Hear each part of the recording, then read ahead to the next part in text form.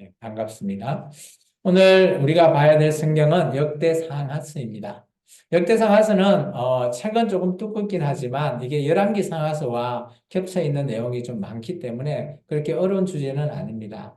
근데 우리가 역대상하서는 바벨론 포로기 때 재작성이 된 걸로 보여집니다. 작성이 되어진 걸로. 그래서 다시 한번 더 다윗과 그리고 솔로몬 뭐 이렇게 뛰어난 인물들에 대해서 우리가 조금 볼 필요가 있죠. 그래서 역대 상하스의 주요 키워드는 한 두 가지 정도 됩니다. 첫 번째는 다윗과 솔로몬을 주목해 봐야 된다라는 거죠. 이것은 좀 이따 제가 설명을 드리겠지만 바벨론 포로 때 이들은 정말 포로로서 자유가 없잖아요. 그러다 보니까 그들이 이전에 나라를 세웠을 때 그래도 가장 뛰어난 왕 하면 다윗 왕, 솔로몬 왕을 꼽기 때문에 그런 왕들을 기억하면서 이 역대 상하서가 쓰여졌다. 그런데 이게 열왕기 상하서와 차이가 있다라는 겁니다. 차이가 있는 부분은 그 다윗이나 솔로몬이 그죠 인간인지라 사람은 장점과 단점을 항시 가지고 있죠. 그런데 열왕기 상하서는 쉽게 말하면 우리 조선시대의 조선왕족 실록 같이 왕의 모든 일대기 잘했거나 못했거나 다 기록한 그런 것이 우리 성경의 열왕기 상하서라면 때로는 이제 그 왕이 잘한 그런 공적과 치적만 기록한 그런 서적도 있잖아요. 그런 것이 바로 역대 상하서다라고 보시면 됩니다. 그래서 이 다윗과 솔로몬을 좀 주목해 봐야 되고요. 그리고 이런 역대 상하서를 쓴 이유는 역사를 통해서 하나님의 의도를 알자라는 거예요. 이전에는 하나님을 제대로 알지 못했기 때문에 바벨론 포로로 가서 그들이 하나님을 알게 되는 제대로 알게 되고 깨달아짐으로 말미암아 하나님이 왜 우리를 이렇게 어떤 의도로서 포로를 잡혀가게 하고 다시 포로를 귀환시켜서 하나님 앞에 다시 우리가 나갈 수 있게끔 했는지 그런 것을 이들은 이 역대 상하서를 통해서 그런 의도까지 내포되어 있습니다. 우리 같이 한번 읽어볼까요? 1번요. 같이 읽습니다. 인류 창조부터 바벨론 포로 기환까지 살피고 다윗과 솔로몬에 주목한다. 이 우리가 좀 전에 읽었죠? 1절에서 4절. 이 역대상하서는 1장부터 해서 4장까지 족보입니다. 족보.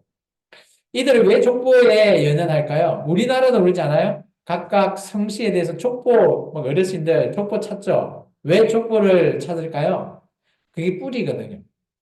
그러니까 자기의 조상들의 뿌리, 그리고 현손 앞으로 남겨줄 그런 이게 역사가 담겨져 있는 거죠. 그 가문에. 마찬가지 이 역대상하서도 이 족보가 있습니다. 근데 족보가 인류가 최초에 태어난 아담에서부터 시작하는 겁니다. 그리고 지금 현재 바벨론 포로 기한까지. 그리고 그 안에서 정말 뭐 보면 잘한 왕도 있고 잘한 못한 사람도 있는데 정말 주목해 봐야 될 다윗과 솔로몬의 이들이 좀 초점을 맞춰준다. 왜냐? 지금 이들은 바벨론 포로기 때문에 그리고 포로 기한했을 때 이들에게 왕이 없어요. 그러다 보니까 그들이 꿈꾸는 왕, 그런 왕들을 제발 우리도 가졌으면 좋겠다. 그런 의미에서 이 역대상하서가 기록되었다라고 보시면 좋을 것 같고요. 자, 2번입니다. 같이 읽겠습니다. 포로 귀한 자들에게 하나님께서 귀환하신 의도를 역사를 통해 발견하게 한다. 이게 하나님께서는 하나님의 백성을 그죠? 영원히 같이 잘 살면 좋은데 하나님 백성이 정말 중간에 우상을 생기고 하나님을 떠나다 보니까 하나님 입장에서 어쩔 수 없이 나라를 멸망시키는 길, 그 길로 가게 하셨다는 거죠. 근데 이런 길들이 그죠? 하나님이 뭐 못돼서 그랬다 그런 게 아니죠. 이스라엘 민족이 너무 못된 거죠. 어떻게 보면 하나님이 신랑이고 이스라엘 민족이 신부라고 하면 신부가 늘 바람 피고 그러다 보니까 신랑 입장에서는 도저히 안 되겠다 이혼하자 하는 거예요. 근데 그런 것들이 역사를 통해서 하나님의 심정과 마음이 표현되어 있다라는 겁니다. 이제 그런 의미도 역대 상하서를 읽으면 좋을 것 같습니다. 역대 상서를 먼저 좀 자세히 한번 보겠습니다. 역대 상서는 제가 4장까지라고 했나요? 1장에서부터 9장까지는 족보 얘기가 있어요. 그래서 역대 상서를 읽으면 처음부터 하품 나옵니다. 9장까지. 아까 우리가 좀 전에 읽었잖아요. 4절까지. 사람 이름은 나와요. 사람 이름만 족보니까. 그중에 우리가 성경에서 들어본 인물도 있을 거고 듣도 보도 못한 그런 인물들도 있을 겁니다. 그런 족보를 기록한 이유는 제가 좀 전에 설명해 드릴 거예요. 그래서 족보가 이들에게는 참 중요한, 그리고 자기들의 정체성이 문제가 있다라는 거죠. 그리고 10장에 가면 이제 최초의 왕이 등장합니다. 사울 왕과. 사울이 왕으로 쓰여지고 이 왕이 잘못한 내용으로 말미암아 이 왕가가 끝장나는 그런 얘기가 돼 있고요. 그리고 11장부터 무려 역대 상세 끝나는 29장까지가 다윗 왕이 얘기예요. 이게 역대상은 어떻게 보면 다윗 왕의 얘기, 그럼 역대하사는 누구의 얘기? 솔로몬 왕 이야기. 이렇게 보시면 됩니다. 그래서 11장부터 29장은 다윗 왕이 잘한 내용만 포함되어 있습니다. 그죠? 다윗 왕이 첫 번째 예루살렘으로 법궤를 옮기는 사건. 이거 참 중요하죠. 그죠? 그리고 이 법궤가 예루살렘을 옮기기 위해서 또 좀 우여곡절을 좀 긁잖아요. 뭐 수레를 옮겼다가 사람이 죽고 나서 그제서야 깨달아서 메어서 옮기시고 또 그때 자기가 너무 기뻐서 하나님 앞에 막 춤추다가 옷이 막 베옷이 벗겨지고 땀이 차고 이런 모습을 왕비였던 미갈이 보고 막 이렇게 무시하다 보니까 왕비 미갈이 쫓겨나는 그런 사건까지 포함되어 있습니다. 근데 이제 그런 내용들은 싹 빠져 있어요. 안 좋은 얘기는.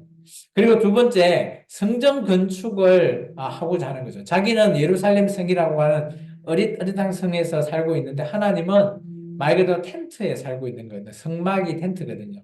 그래서 자기가 성전을 짓겠다라고 했을 때 선지자 나단을 통해서 네 때는 안 된다. 네 밑에 다음 왕 솔로몬에 의해서 성전을 지어질 거다. 그런데 네가 할 수 있는 그런 준비를 하게끔 하는 거죠. 그래서 성전의 터도 만들고요. 그리고 하나님께서 또 열왕기 사무엘 뭐 상서나 이런 쪽에서는 기록되어 있지 않는데 하서에 하나님이 그죠 다윗에게 성전 설계도를 주셨다 뭐 이런 걸 표현이 안 돼 있거든요. 이런 것들이 포함되어 있고 또 건축을 위한 헌금을 준비해 놔가지고 어떻게 보면 다윗이 모든 준비를 다 하는 겁니다. 성전을 지을 준비. 솔로몬은 자기 때 그냥 짓기만 하는 거죠. 이게 다윗은 너무 피를 많이 봐서 성전을 짓지 못하게 되고 준비만 할 수 있는 그런 것을 시키는 거죠. 우리도 어떤 일을 할 때는 어떤 큰 일을 할 때 준비 과정이 꼭 필요하다고 봅니다. 우리가 준비가 되어 있지 않으면 큰 일을 이룰 수 없다라는 거죠. 이게 하나님께서는 다윗을 통해서 준비하게 하시고 그리고 솔로몬으로 하여금 그것을 짓게 하는 성전을 짓게 하는 그런 형태가 성경적이에요. 그래서 우리가 어떤 뭐 큰 일을 하고자 하는데 일이 안 된다? 그러면 우리가 내가 준비가 안 되어 있나? 한번 되돌아볼 필요는 있다라는 겁니다. 그리고 그 성전 안에 있는 뭐 성전을 나중에 앞으로 지어질 때 성전 안에 누가 봉사하고 또 찬양대를 또 세워서 어떻게 할 거고 이런 모든 것들을 다윗 왕 때 다 만들어 놓습니다. 조직까지. 이제 그런 내용들이 역대 상세에 포함되어 있어요. 이런 부분은 사무엘 하서나 그죠? 그 열왕기 상하서에는 전혀 기록되어 있지 않습니다. 이제 그리고 이제 그럼 다윗 왕 하면 우리가 잘 알고 있는 바세바, 그죠? 그리고 그의 남편이 우리아를 죽이는 사건, 이런 사건들은, 그죠? 전혀 기록되어 있지 않아요. 왜 그럴까요? 제가 아까 얘기했죠. 좋은 점만 기록했다는 거죠. 그리고 나쁜 점은 다 빼버리고, 왜 그런가 하면 바빌론 포로 귀한 자들을 위해서 희망을 주는 그런 메시지다 보니까 나쁜 부분을 빼버렸다라고 보시면 될 것 같습니다. 그리고 역대 하스는 아까 얘기했지만 1장에서 9장까지는 솔로몬이 성전을 짓는 얘기입니다. 그리고 솔로몬이 정말 평화, 살롬의 정치를 하게 되는 그런 내용들이 기록되어 있습니다. 이게 역대 하스는 이제 솔로몬부터 해서 많은 북이스라엘, 남유다 이런 왕들이 나눠지잖아요. 열왕기 상하서에는. 그죠? 근데 여기에는 북이스라엘 왕은 또 다 빼버려요. 남유다 왕만 적어 놓습니다. 이게 솔로몬 이후에 그의 아들 르호보암부터 시작해가지고 쭉 시드기야 왕까지 기록을 포함하고 있습니다. 그리고 맨 마지막 36장에 그죠? 이 남유다가 멸망당하고 나중에 바벨론 포로로 가게 되는 그때 고레스 칙령으로 의해서 바벨론 포로로 하게 된다라는 내용들이 포함되어 있습니다. 이 부분 우리가 한번 읽어볼 필요가 있죠. 나중에 에스라 할 때도 좀 읽어볼 건데요. 역대하서 우리 36장 한번 가볼까요? 36장 22절과 23절입니다. 같이 한번 읽어보겠습니다. 바사의 굴에서 왕 원년에 여호와께서 예레미야의 입으로 하신 말씀을 이루시려고 여호와께서 바사의 굴에서 왕의 마음을 감동시키심에 그가 온 나라에 공포도 하고 조소도 내려 이르시되 바사 왕 굴에서와 이같이 말하노니 하늘의 신 여호와께서 세상 만국을 내게 주셨고 나의 명령하여 유다 예루살렘의 성전을 건축하라 하셨나니 너희 중에 그의 백성된 자는 다 올라갈지어다. 너희 하나님 여호와께서 함께 하시기를 원하노라 하였노라. 아멘. 이제 고레스라고 하는 이 사람이 누군가 하면 바벨론을 무너뜨리는 페르시아의 왕이에요. 이 고레스의 이걸 고레스 칙령이라고 합니다. 이 고레스 칙령으로 말미암아 바벨론의 속국으로 잡혀 있던 모든 나라가 다 자기 나라로 돌아가게 되는 거예요. 좀 전에 우리가 읽었던 이 내용이 바로 그 내용입니다. 그래서 뭐 남유다 백성뿐만 아니라 다른 나라, 뭐 에돔이나 그리고 암몬이나 모압 이런 사람들 나라들도 다 자기 나라로 모국으로 다 돌아가는 그런 것이 바로 고레스 칙령이죠. 근데 이제 이 고레스 칙령으로 인해서 바벨론 포로 기한이 시작되게 되고요. 이게 바벨론 포로 기한부터 시작해서 이제 기한자들, 1차 기한자들로 하여금 다시 예루살렘에 돌아왔을 때 얘기가, 그죠? 학계, 에스라, 학계, 스가랴, 느헤미야 이런 내용입니다. 1차, 2차, 3차 기한 내용이 이제 우리가 조금 있다가 다음 시간에 우리가 볼 예정입니다.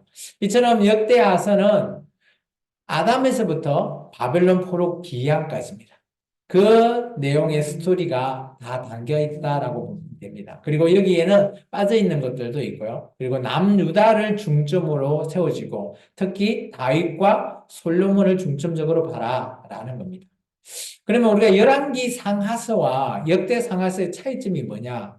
인용되는 문서가 다릅니다. 열왕기 상하서 혹시 어떤 문서가 인용되는지 아십니까? 한번 찾아볼까요? 열왕기 상하서에 보면 보통 왕들 얘기가 나오거든요. 그러면 왕이 죽고 나면 뭐 이런 문서에 적혀 있다. 뭐 이런 왕들 내용들이 많이 나오거든요. 한번 그 중에 대표적인 왕의 것을 한번 우리가 살펴볼까요? 우리 열왕기 상서 한번 가보실래요? 열왕기 상서 잠깐만요. 열왕기 상서 15장 한번 가볼까요? 열왕기 상서 15장 보면 19절 이게 북이스라엘의 초대 왕이 죽었던 내용을 이 문서를 참고합니다. 14장 19, 15장이에요. 14장 19절요. 14장 19절 같이 읽겠습니다. 여로보암의 그 남은 행적 곧 그가 어떻게 싸웠는지와 어떻게 다스렸는지는 이스라엘 왕 역대지락에 기록된다 하죠. 이게 이스라엘이 열왕기 상하서에 기록되는 문서가 인용되는 문서가 어디라고요? 역대지락이라고 하는 이스라엘 왕의 역대지락을 참고하는 겁니다. 근데 이 역대상하서는 어떤 문서를 인용하냐? 물론 그 역대지락을 인용도 하지만 다른 문서들을 많이 인용합니다. 한번 앞을 한번 보시면 이제 이게 이스라엘 아까 역대지락이었잖아요. 근데 여기는 보면 뭐 다윗 왕의 역대지락, 또 뭐 선지자 누구의 글, 그리고 또 뭐 선지자의 글, 이또의 글, 뭐 이런 예후의 글, 이런 형태의 글을 참조하게 된다라고 얘기하고 있습니다. 그러다 보니까 역대기 문서들은 어떻게 보면 정식 문서가 아닌 조금 개인적인 문서나 선지자들이 쓰여졌던 그런 문서들을 참고해서 보통 이 역대기서를 인용했다라고 보시면 돼요. 그러다 보니까 열왕기 상하서에 없는 그리고 사무엘하서에 다윗 얘기 때 빠진 것들이 있잖아요. 그런 것들은 이런 뭐 출석되는 이런 문서를 참고해서 썼기 때문에 그런 것들이 빠져 있다라고 보시면 돼요. 쉽게 말해서 우리가 어떤 책을 하나 쓸 때, 논문을 쓸 때 어떤 누구의 책을 참고하고 누구의 자료를 참고하나에 따라서 논문의 내용이 좀 바뀔 수가 있어요. 그죠? 개인적으로 똑같은 주제를 쓴다 할지라도, 그죠? 그것에 쓰는 사람에 따라서 내가 좋게 쓰겠다라고 하면 좋은 쪽의 문서를 많이 참조하겠죠. 이제 그런 부분들이 조금 다르게 기록되어 있다라고 보면 됩니다. 그리고 마지막으로 우리가 역대 상서를 다시 돌아가 보겠습니다. 역대 상서 가면 꼭 이 사람을 우리는 기도를 우리가 늘 보죠. 역대 상서 보시면 4장 9절입니다. 야베스라고 하는 사람이죠.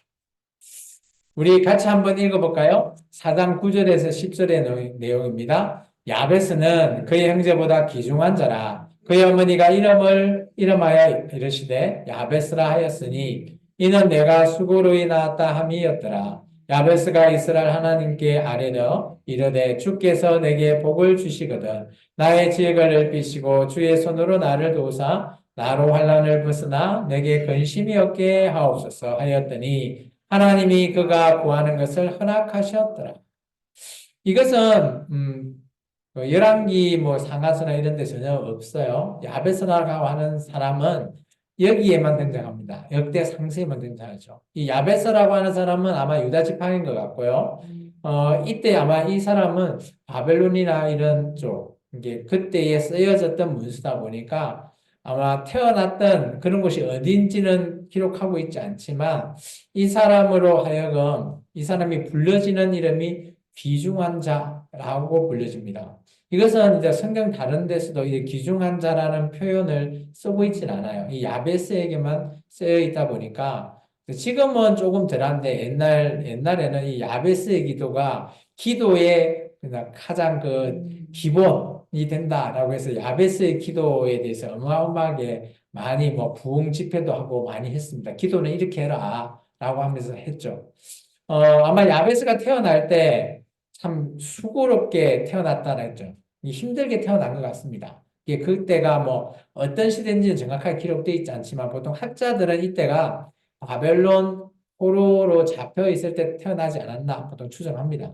그리고 나서 오늘 이런 야베스가 태어나서 하나님께 뭐 기도를 하죠. 첫 번째, 하나님 앞에 우리의 여기 이제 지역을 넓혀 주십시오. 라는 그런 기도. 그리고 두 번째, 주님의 손으로 우리를 도와달라.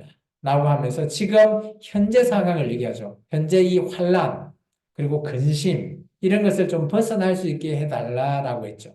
근데 그런 기도를 어떻게 하셨다고요? 하나님께서 허락하셨죠. 그러면 이 기도가 이루어졌다라고 보여지거든요. 그래서 이때가 아마 바빌론 포로 때 그 바벨론 지역에서 태어나고 아마 바벨론 포로 귀환했을 때 예루살렘에 돌아왔을 때 아무것도 없죠.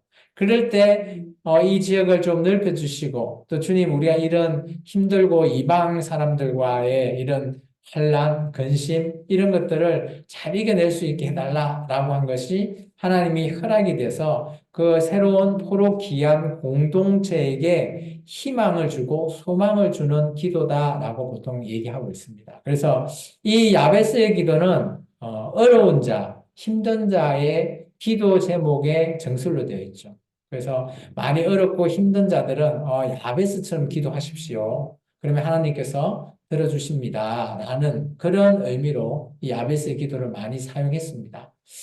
어쨌든 간에 역대 상하서를 우리가 좀 두루 살펴봤거든요. 대략 살펴봤는데 오늘 이 역대 상하서를 통해서 우리가 뭐 역사가 그렇다고 틀렸다? 그렇게 볼 수는 없습니다. 좋은 점만 부각해서 이 역대 상하서의 열왕기 상하서와 차이점은 그죠? 있는 그대로 쓰는 건 아니고 힘들고 어려운 사람에게 소망을 주고 또 그런 자들이 이겨낼 수 있는 힘을 주기 위해서 쓰여졌다라고 보는 게 가장 좋은 해석으로 보여집니다. 그래서 오늘 여러분의 지금의 상황이 힘들고 어렵다면 오늘 뭐 야베스 기도도 우리가 받고 또 열왕기 상하서를 전반적으로 그냥 보기만 했는데 그런 것을 통해서 여러분의 인생에 힘이 될 수 있는 그런 성경이 되기를 주 이름으로 축원합니다. 기도하겠습니다.